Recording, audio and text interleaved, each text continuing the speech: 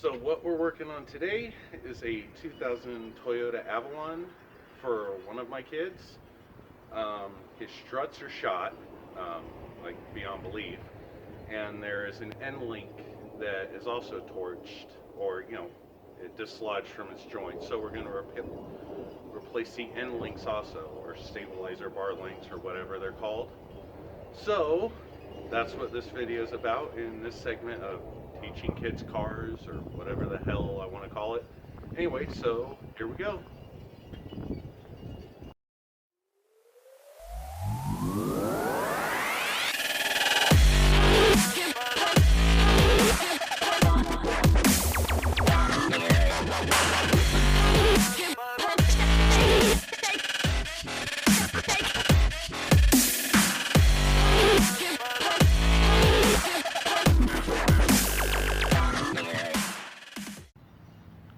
He looks so happy to be working on his car.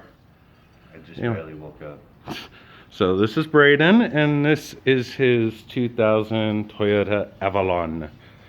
What we're doing today are the struts. We tried to do them before. We failed miserably. Soaked the living crap out of this with Deep Creep, and he's been driving it. But one of the other, what was that? Oh, one of the other problems is this. If I pull on this hard enough like that, hey look, it's no longer connected. Yay! So yeah, we're gonna replace that. We're gonna replace the strut, and then that should be everything. Well, we're gonna do it on both sides. So anyway, on to the fun.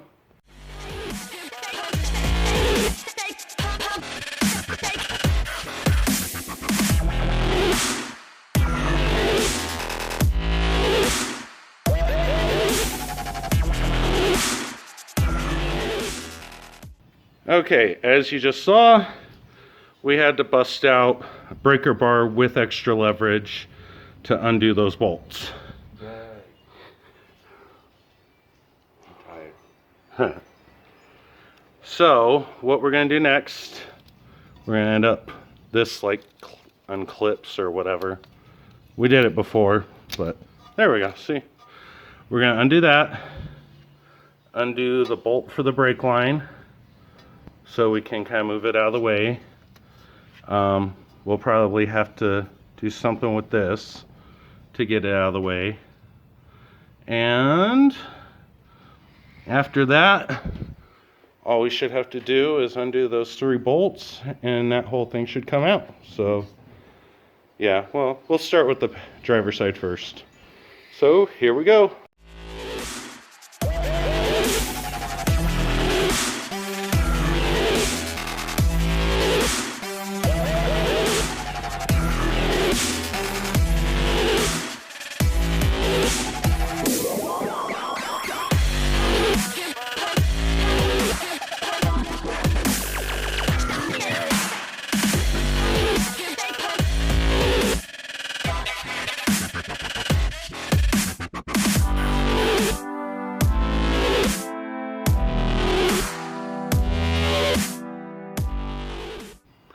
Okay, strut is removed. We still gotta remove the ball joint that was part of the end link. So we're gonna do that real quick.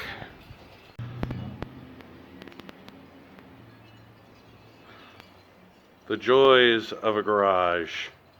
Don't have to work in this shit.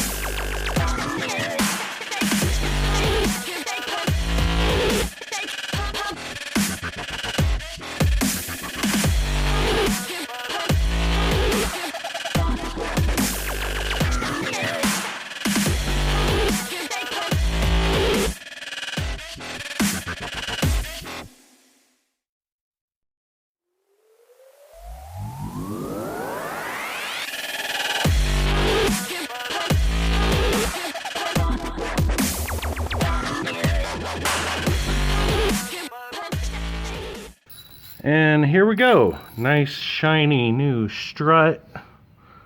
This was economy from Rock Auto. So I'm guessing I'll ride a little stiffer, but it'll be nice. There's a new end link. If you can tell, there's the stupidest thing ever. Yeah, there's a lot of thread, which caused him a lot of grief. It had a different bolt size than what the stock was, and we had to, if you can see, there's an Allen wrench key in there, so you get an Allen wrench, hold it, and then use just an open-ended wrench to tighten it down. Everything else, yeah, That space you have back there, it's nothing. yeah, down there ain't jack squat for space. Freaking sucks. And his sway bar bushings look fine, so we're not doing those because we're lazy. So anyway, continuing on, we will not record the next segment because it's the same damn thing. So here we go. And now the passenger side is done. Yay. As he said, yay. Yeah, new end link, which, as he will attest, is a huge pain in the ass to get in there.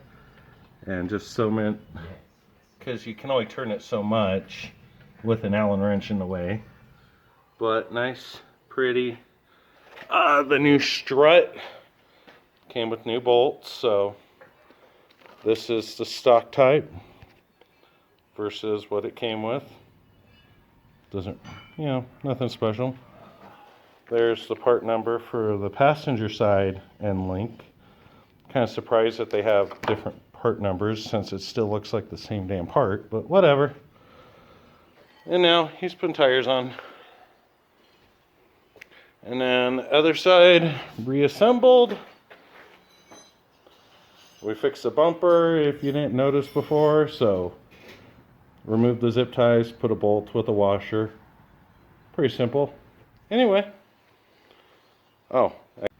Okay, so the tools of use. A hammer. Yeah, because you need a hammer every time you work on a car. My ghetto flathead screwdriver. I use that just to try and pry things loose. A 14 millimeter socket. A 12 millimeter socket. Deep, because the strut top hats. With a normal socket, you can't get it all the way tight. We used a 17 millimeter for the new end links on the passenger side because the bolt was a little bigger. We also used a 14 for the driver's side, so depending on which end link you get, it'll be a 14 or 17. Breaker bar, as you saw, was needed because the impact wrench just pansied out and couldn't handle it. We had another 15 that we used. What the hell is this? 22, I think? Yeah. 22 millimeter for the bolts that go on the strut. A 5 Allen wrench for all of the tie rod ends. Or not tie rod ends, sway bar end links. So if you have a nice little metric Allen wrench set, that will come in handy. As we try and clean up a little. Also used a 22 millimeter wrench just to hold the other side of the bolt. And here's another 14 that we had to use during the end link. So that's all the tools we used for this job. Discounting doing the actual tires and removing them. So yeah.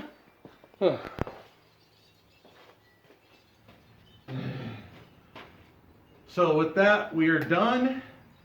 It is about 4 o'clock. We started around 1:30, 1:45.